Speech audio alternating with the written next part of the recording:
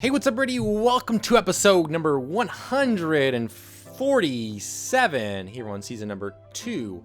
And today we are getting into Stash Recap June edition. So these videos are meant for educational purposes only and not meant to be taken as financial advice. You are responsible for your assets and to properly protect them. So always do your own research. This month on my Stash account basically went nowhere. It went nowhere fast at all.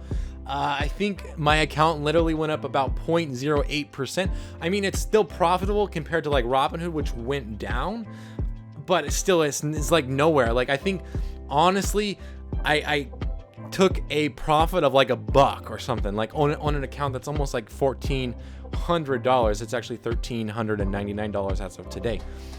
My delicious dividends, as you guys know, is still sitting at 25%. Park My Cash is actually now at 20%. I believe last month it was, I think I reported at I want to say 17% or something around there, which is honestly not that bad because like another 5%, and then I'll be able to start buying other ETFs, specifically like the REIT ETF. I believe it's called Real Estate Tycoon on Stash, and then also maybe some single stocks and other ETFs as well. So I'm really excited. It's been a long time coming. I assume probably 9 months in, and another 3 months, and I'll be at 25% with that, just based upon how much money I put in bi-weekly. However, like I said on my Robinhood video, I do also plan on adjusting the percent on this account, but that will be moving into January of next year. So in 6 months, it's not something that I plan on doing right now or even next month. It's going to be 6 months from now, and that's the way that I run every single portfolio. I make adjustments once a year based upon where I think the market will go, and then kind of write it out that year. So I don't like sell stock or anything like that. It's more like, this is where my money for this year will be going. This is what will be dollar cost average. Last month, my account was at 10. I was up 10.3%. As of close of this month, I was up 10.38%. I mean, that's not really that good of growth. The market was really slow as far as Stash is concerned.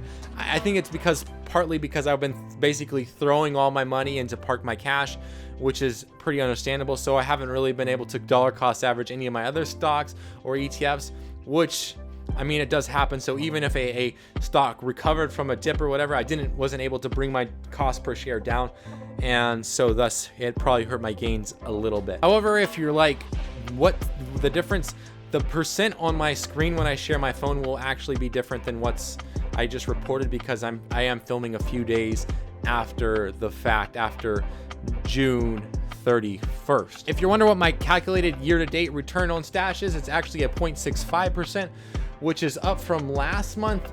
Last month was 0.61%, so that's pretty good. My account this month grows $66. However, if you minus the two $20 deposits that I made this month, and then also the $25 reward that I get from using my credit card as far as cashback goes, then I get a net profit of $1, which basically is probably just a dividend or something like that. I mean, for me, it's almost like shameful to report that my account only fluctuated $1 a month. I literally feel like I was saying earlier, that nothing happened. I wish that like I had like either a greater loss or a greater return, because it would make this video a little bit more exciting. But that's kind of the way that long-term investing goes. Sometimes you get months where nothing literally happens, and hey, that's the cards you get dealt, and so you just roll with it. Last month I had a net growth of 1.3%, and this month was nil. Obviously, like I reported early in the video, it was a 0.08%, but at least I still was positive during the month. You know, it's better to make money than lose money, but Stash took that away as their form of their subscription fee. Anyways, let's go ahead and take a look at the actual app. So this is the screen here. As you can tell, my account right now is at almost $1,300, and like I said, it's 11.29% up. Go ahead and take a look at the portfolio. 25% invested to delicious dividends. Park My Cash, like I said, it was at $20. And then as you scroll down, Real Estate Tycoon will eventually be at 15%, but right now it's only at 1%, and I'm still negative on that. So I would have loved the past like 3 months to dollar cost average that. However, I've been throwing money at Park My Cash because that's the plan moving forward. As far as the balance goes, it can still continues to climb. There are some issues with this chart, but that's for another video, so I will leave that alone for now. But let's go ahead and take a look at my actual account history so you guys can see kind of where the money went. So on July, oh, that's July. I want to go to June. A lot of dividends this month, I can tell you that. So on June 4th, I purchased 4 cents of Park My Cash, probably from a dividend that I was paid. I was credited $5 because I believe that someone used my referral link. So thank you if you were the one that used it. I don't really have it anywhere on my channel. So typically if you want that referral link, you need to email me, or you can go kind of digging around. There are a few videos that have it, but they're few and far between. I got paid a dividend on the 6th from Uncle Sam for 0.3 or for 3 cents. Park My Cash paid me a dividend on the 6th for 44 cents. My subscription payment on the 6th was $1. I bought $4 of Park My Cash, and then I got paid a dividend of 0.4 or 4 cents from Public Works. I purchased Park My Cash, 47 cents of Park My Cash. I got paid another dividend from the conservative mix of 3 cents.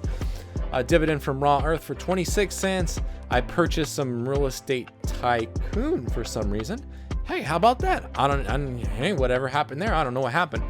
A deposit of $20 came in on June 14th, and I bought some more Park My Cash, 29 cents worth on July 15th, and also some more Park My Cash on July 15th.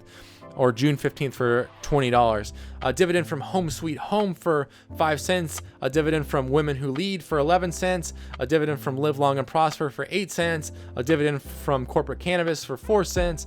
A dividend from Real Estate Tycoon for 18 cents. Then I purchased with all those dividends Park My Cash for 24 cents. Got paid another dividend from Colossal China for 12 cents. It's a big dividend month, as you can tell, which I then bought some more Park My Cash for 22 cents. Combat Carbon paid me 23 cents in the dividend. Clean and Green, 27 cents. Global Citizen, 15 cents. Pacific Powerhouse, 16 cents. Essential Europe, 45 cents.